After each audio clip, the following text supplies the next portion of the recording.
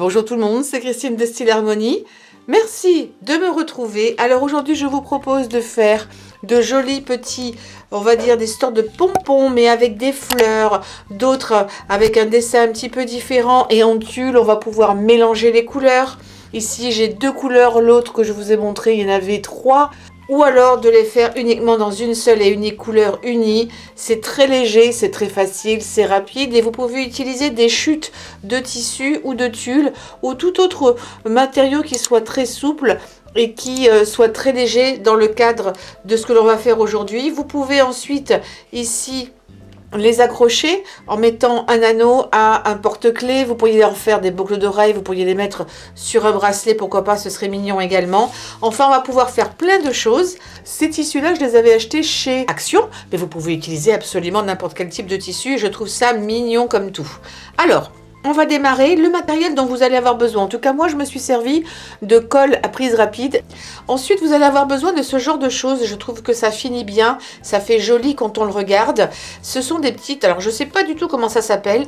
Moi, j'appelle ça des petites cloches. Vous voyez, alors il y en a de différentes tailles. Moi, j'en ai que de 2 tailles. Mais pour aujourd'hui, je vais me servir de la plus petite. Ce sera largement suffisant. Vous avez ensuite à l'intérieur donc un trou et vous allez pouvoir mettre la colle dedans et enfoncer vos fleurs. Et puis après du tulle dans toutes les couleurs possibles imaginables et on viendra au tissu juste après. J'ai décidé dans mon exemple de mettre 3 épaisseurs de tulle parce que ça fonce un petit peu. Alors que si j'en mettais qu'une seule, vous voyez, c'est beaucoup plus clair. Tout dépend de ce que vous voulez comme effet. Si j'en mets 2, voilà, ça fonce un petit peu, mais ça reste encore plus clair. Donc ça, c'est vraiment au choix, il n'y a pas de souci. Donc là, j'ai découpé des sortes de carrés, j'ai rien mesuré, je les fais vraiment comme ça à vue. Je vous conseille ensuite de vous servir éventuellement soit d'un pinceau, mais dans ces cas-là, de quelque chose de beaucoup plus fin, parce qu'il faut que ça rentre là-dedans, bien entendu. Ouais, je vais me servir de ceci.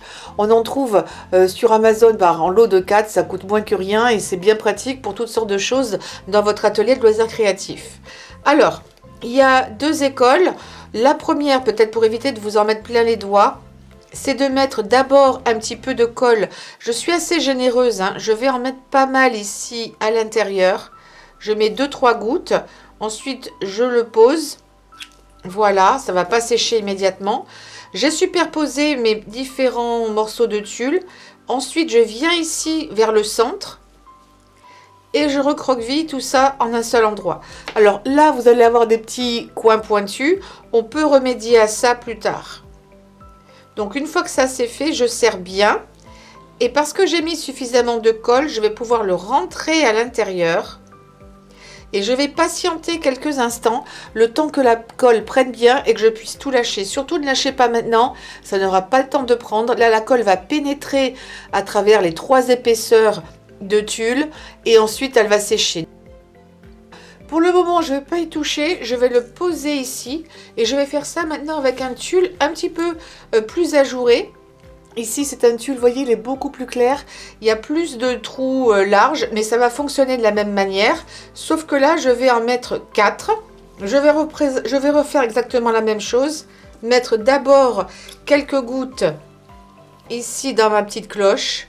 Si vous avez le nom technique, eh bien, écoutez, donnez-le moi, je serai partante pour savoir comment ça s'appelle. J'espère surtout m'en souvenir sur la prochaine fois. Je referme vite, je mets ici de côté. Ensuite, je prends le centre et je refais exactement la même chose. Voilà. Alors, vous pouvez le tourner si vous voulez. L'essentiel, c'est de faire comme une sorte de petite pointe au bout. Vous le mettez à l'intérieur et encore une fois, vous allez patienter. Voilà, je vais faire pareil, je vais le mettre de côté. Pendant ce temps-là, on va faire des fleurs comme ça en tissu. C'est super facile à faire. Alors, vous pourriez faire le même procédé, c'est-à-dire ne pas faire de pétales. Ici, moi, j'ai fait des pétales. J'ai essayé avec les emporte-pièces. Ça n'a pas voulu couper dans le tissu qui est un petit peu trop mou. Et pourtant, j'ai utilisé de la marque. Mais ça n'a pas beaucoup d'importance. Je les ai fait à la main. Alors, j'en ai fait dans des bleus. J'en ai fait dans différentes couleurs.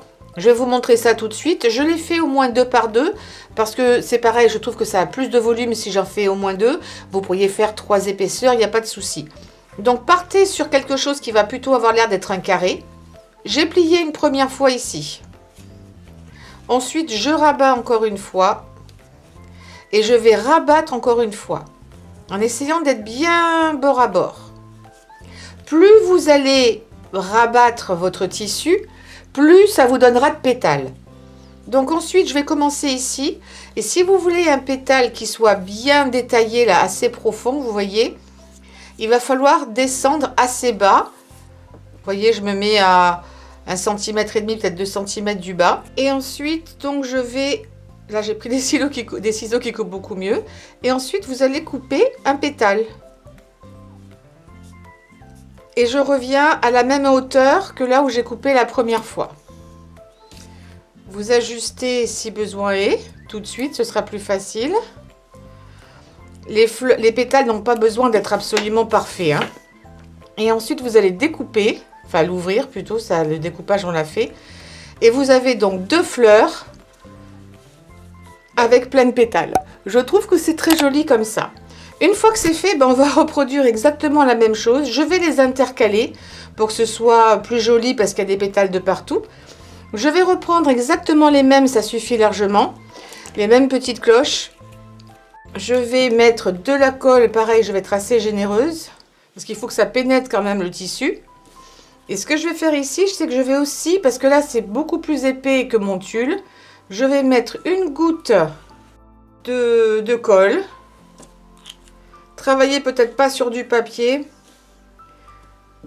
Voilà. Je vais prendre le même outil qu'au départ.